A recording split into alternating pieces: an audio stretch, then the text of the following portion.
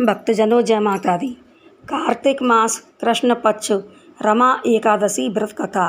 युधिष्ठिर ने पूछा, जनार्दन, मुझ पर आपका स्नेह है, अतः कृपा करके बताइए कि कार्तिक के कृष्ण पक्ष में कौन सी एकादशी होती है। भगवान श्री कृष्ण बोले, राजन, कार्तिक मास के कृष्ण पक्ष में रमा नाम की विख्यात और परम कल्याणमयी एकादशी होती है। यह परम उत्तम है और बड़े बड़े पापों को हरने वाली है। पूर्व काल में मुचकुंद नाम से विख्यात एक राजा हो चुके हैं, जो भगवान श्री विष्णु के भक्त और सत्य प्रतिज्ञ थे। अपने राज्य पर निष्कंटक शासन करने वाले उन राजा के यहाँ नदियों में श्रेष्ठ चंद्रभागा कन्या के रूप में उत्पन्न हुई। राजा ने चंद्रसेन कुमार शोभन के साथ उसका विवाह कर दिया।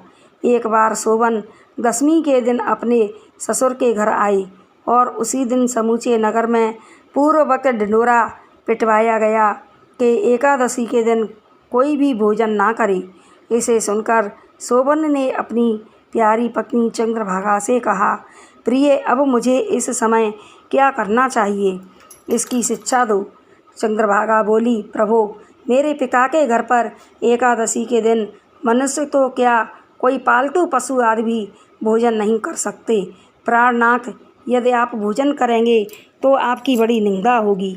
इस प्रकार मन में विचार करके अपने चित्त को दृढ़ कीजिए। शोभन ने कहा, प्रिय, तुम्हारा कहना सत्य है, मैं भी उपवास करूँगा। देव का जैसा विधान है वैसा ही होगा। भगवान श्री कृष्ण कहते हैं, इस प्रकार दृढ़ निश्चय करके शोभन ने व्रत के नियम का पालन किया, किंतु सूर्योदय होते होते उसका प्राणायांत हो गया। राजा मुचकुंद ने शोभन का राजोचित दाह संस्कार कराया। चंद्रभागा भी पति का पारलौकिक कर्म करके पिता के ही घर पर रहने लगी। नृपश्रेष्ठ, उधर शोभन इस व्रत के प्रभाव से मंदराचल के शिखर पर बसे हुए परम रमणीय देवपुर को प्राप्त हुए।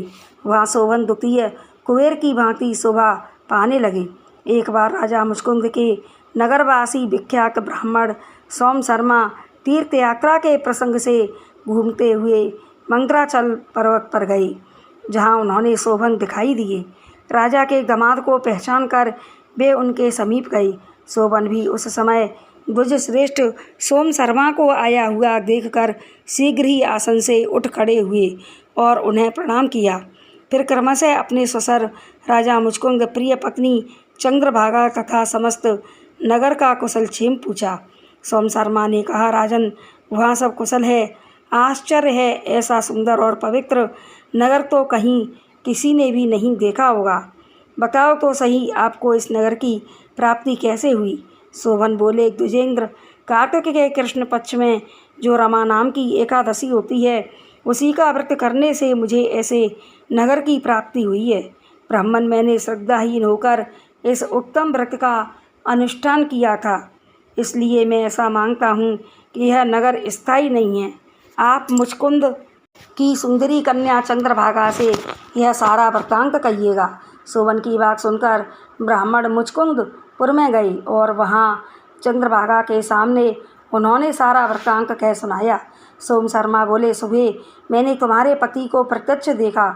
इंद्रपुरी के समान उनके दुर्धर्ष नगर का भी अवलोकन किया, किंतु वह नगर अस्थिर है, तुम उसको स्थिर बनाओ।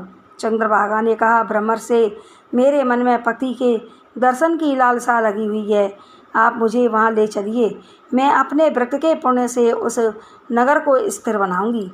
भगवान श्री कृष्ण कहते हैं, राजन, चंद्रभागा की बात सुनकर सोम शर्मा उसे साथ ले मंदराचल पर्वत के निकट वामदेव मुनि के आश्रम पर गए।